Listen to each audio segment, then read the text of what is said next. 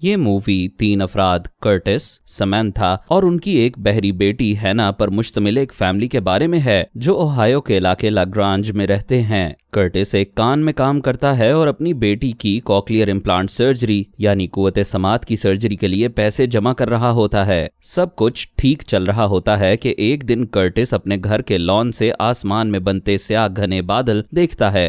कुछ ही लम्हों में वो एक तूफान की शक्ल इख्तियार कर लेता है और उसके घर की तरफ बढ़ने लगता है। जब बारिश शुरू होती है तो उसे एहसास हुआ कि ये पानी नहीं है बल्कि आसमान से मोटर ऑयल की बारिश हो रही है।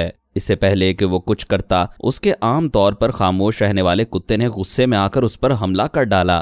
कर्टिस हड़बड़ाकर एकदम से उठ बैठा और तब उसे एहसास हुआ कि ये तो सिर्फ एक डरावना ख्वाब था, हालांकि वो एक हकीकत सा लगता था।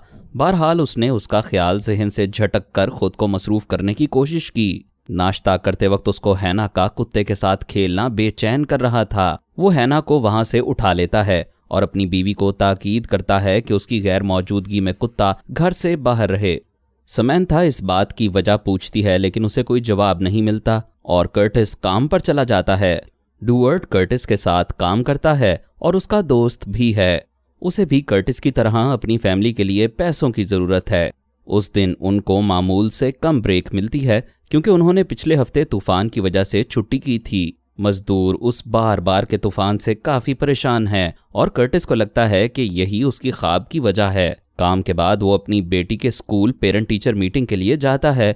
घर जाते हुए रास्ते में एक और ख़तरनाक तूफान आता है और काफ़ी अफरा तफरी फैल जाती है। इस बार फिर आसमान से ऑयल बरसता है और कर्टिस की गाड़ी दरख्त में जा लगती है। कुछ अजनबी लोग उसकी गाड़ी को घेर लेते हैं और गाड़ी के शीशे तोड़कर उसकी आंखों के सामने उसकी बेटी को अगवा कर लेते हैं। कर्टिस चीखता है और उसकी आंख खुल जाती है। तब उसे एहसास होता है कि ये भी उसके पिछले ख्वाब जैसा ही एक डरावना ख्वाब है, लेकिन अब की बार वो इसको मामूली समझकर नज़रअंदाज नहीं कर पाता। समैंथा कर्टिस को तेज तेज सांस लेता देखती है तो उसके पास आकर उसका हाल पूछती है, लेकिन वो उसे कुछ नहीं बताता क्योंकि वो समैंथा को परेशान नहीं करना चाहता।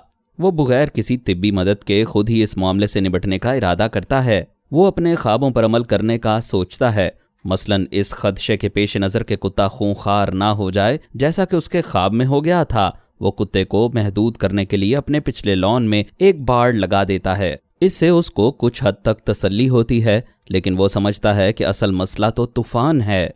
एक महफूज जगह की तलाश करते हुए उसे अपने पिछले लॉन में एक पुरानी ज़ेरे ज़मीन पनाहगाह मिलती है जो काफ़ी अरसे से बंद थी, लेकिन उसे पुरानी चाबियों में से उसकी चाबी मिल जाती है। वो उसे खोलता है। सारी जगह गर्द आलूद है, लेकिन उसे लगता है कि अगर इस जगह को कुछ बेहतर कर लिया जाए तो ये महफूज तरीन जगह होगी। अगर उसके ख्वाब जैसा कुछ होता है तो रात को समैंथा कर्टिस से उसके अजीब बर्ताव के बारे में बात करना चाहती है और वो ख़ास तौर पर कुत्ते को बाहर महदूद किए जाने पर खफा है, लेकिन कर्टिस की नज़रें टीवी पर जमी रहती हैं और वो जवाब नहीं देता। अगली सुबह तेज़ बारिश की वजह से वो नींद से बेदार होता है। वो अपने लिविंग रूम में जाता है जहां वो देखता है कि हैना खिड़की से बाहर देख रही है, जबकि बाहर लॉन से कोई अजनबी उसकी बेटी को देख रहा है। कर्टिस अपनी बेटी को गले लगा लेता है। अजनबी घर के अंदर दाखिल होने की कोशिश करता है। जैसे ही तूफान की शिद्दत में इजाफा होता है, सारा घर हिलने लगता है। कर्टिस अपनी और अपनी बेटी की जिंदगी के लिए फिक्रमंद है। जैसे ही वो इन हालात के आगे शिकस्त तस्लीम करने का सोचता है तो एक झटके से उसकी आंख खुल जाती है। तब उसे एहसास होता है कि ये भी एक ख्वाब था, लेकिन वो उससे इतना मुतासिर हुआ कि उसकी पैंट गीली हो गई। तभी समैंथा कमरे में आती है और उसका हाल पूछती है, लेकिन कर्टिस शर्म के मारे अपना हाल नहीं बताता। वो उसे दूर रहने को कहता है, जिससे उनके ताल्लुक में तनाव आ जाता है। इतना सब होने के बावजूद कर्टिस ये मानने को तैयार नहीं कि उसे कोई नफ्सियाती मसला हो सकता है। डॉक्टर के पास जाने की बजाय वो लाइब्रेरी जाता है और वहां से नफ्सियाती सेहत पर एक किताब ले लेता है। घर वापस आते हुए वो तूफान से बचने वाली पनाहगाह में रखने के लिए स्टोर से काफी सारे कैंड फूड आइटम्स ले लेता है। उस दिन समैंथा सबको खाने पर मदऊ करती है। वो इस बात पर काफी नाराज होती है जब कर्टिस लेट आता है। कर्टिस चर्च जाना भी छोड़ देता है और उसका काम भी मुतासिर होता है। उसे तो बस हर वक्त ऑयल वाले तूफान की फिक्र रहती है। रात को समैंथा काफी देर उसका इंतजार करते करते सो जाती है। इस दौरान कर्टिस पनाहगाह में सामान तरतीब देने में मसरूफ रहता है। वो पिछले 1 हफ्ते से ठीक से सोया नहीं और वो अपनी सेहत के बारे में परेशान होता है। आखिरकार वो अगले दिन डॉक्टर के पास जाता है और उसको अपने ख्वाब के बारे में नहीं बताता।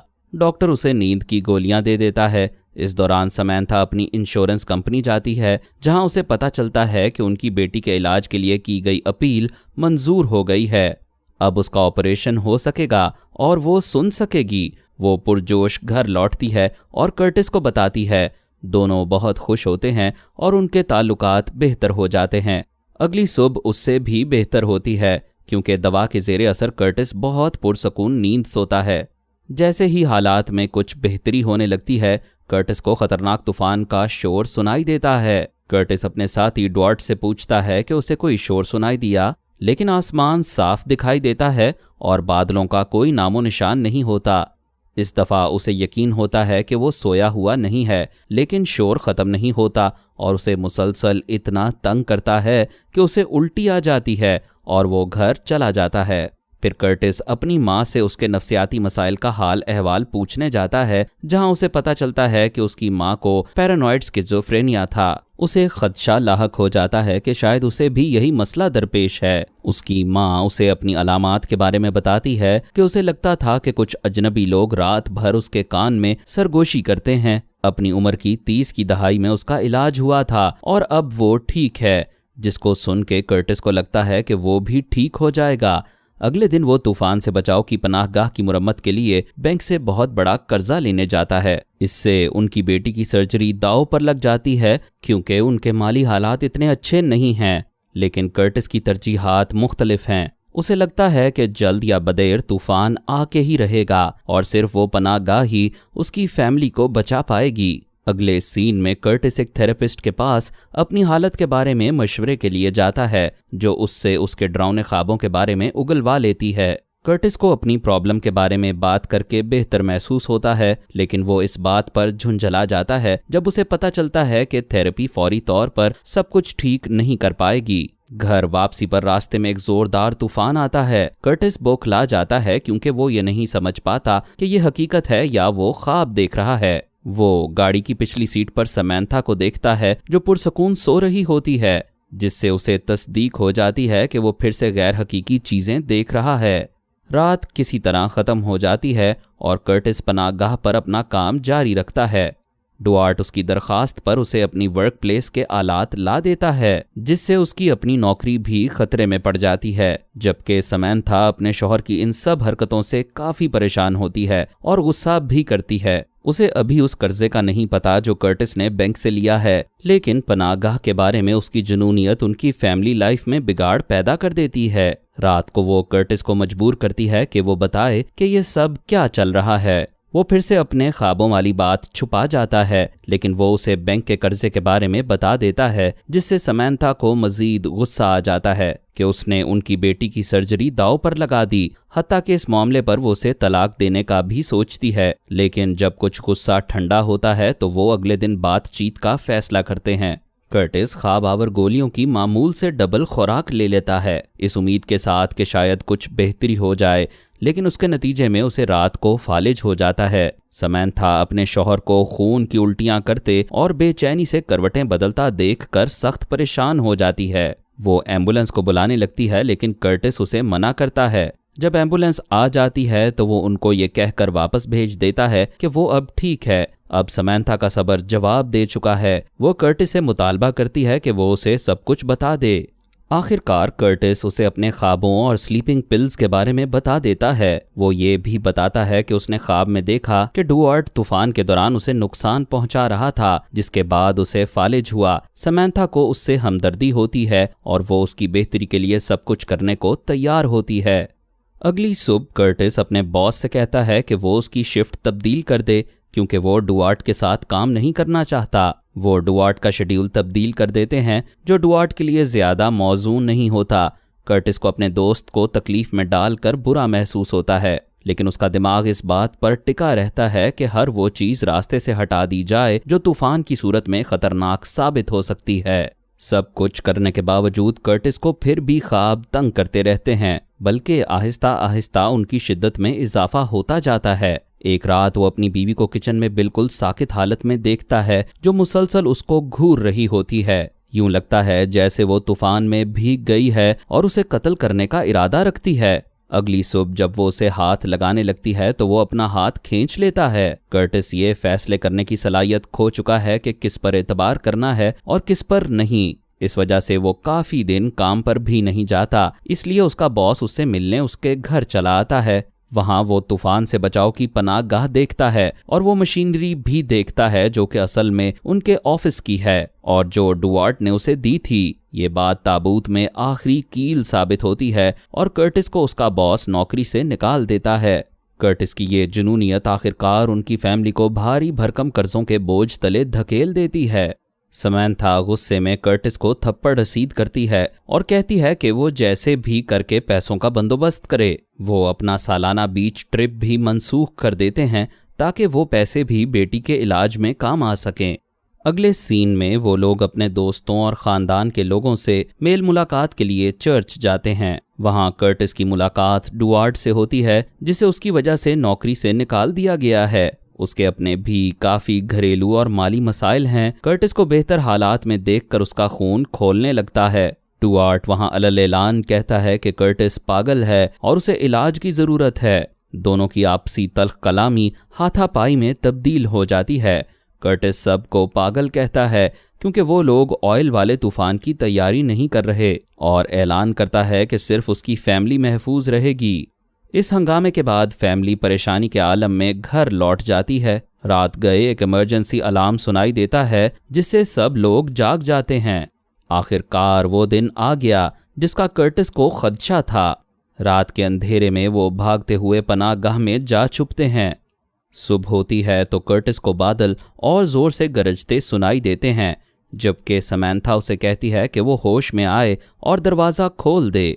वो उसको गलत साबित करने के लिए दरवाज़ा खोलता है, लेकिन बाहर मौसम बिल्कुल साफ होता है। रात का तूफान मामूली नोयत का था जो सुबह होने तक ख़त्म हो चुका था। उनके हमसाए गुज़श्ता रात के तूफान का गंद अपने लॉन से साफ कर रहे होते हैं। ये देख के कर्टिस को आखिरकार एहसास होता है कि उसने पैरानोया को किस हद तक खुद पर हावी कर लिया था और उसे अफसोस होता है कि कैसे महज चंद ख्वाबों की बुनियाद पर उसने अपनी फैमिली को तबाही के दहाने पर ला खड़ा किया था। समैंथा बहरहाल उसे माफ़ कर देती है और उसे एक अच्छे साइकियाट्रिस्ट के पास ले जाती है ताकि कर्टिस का अच्छा इलाज हो सके। चूंकि वो पनाहगाह बनाना उसकी जुनूनियत का नतीजा था, इसलिए उसे मशवरा दिया जाता है कि कुछ अरसा इस जगह से दूर चला जाए या कहीं छुट्टियां गुजार आए। समैंथा को भी ये ख्याल पसंद आता है क्योंकि पिछले कुछ अरसे से घरेलू हालात काफ़ी तनाव का शिकार थे। वो फिर से एक हफ्ते के लिए अपना सालाना बीच वाला ट्रिप प्लान करते हैं। अगले सीन में कर्टिस हमें हैना के साथ खेलता नजर आता है। उसे काफ़ी अरसे से कोई डरावने ख्वाब भी नहीं आए और ये उसके मूड से भी अय्यां है। उनके खेलते खेलते हैना अचानक से हंसना छोड़ देती है। कर्टिस उसकी तरफ देखता है। वो हाथ के इशारे से तूफान बना रही होती है। कर्टिस पीछे मुड़ता है तो अपने ख्वाबों से भी दुगना बड़ा तूफान आता देखता है जो पूरे शहर को अपनी लपेट में लेने के लिए बढ़ता चला आ रहा होता है। कर्टिस को समझ नहीं आती कि क्या ये वाकई हकीकत है, लेकिन समैंथा का हैरत ज़दा चेहरा देखकर उसे एहसास होता है कि वो भी इसे देख सकती है।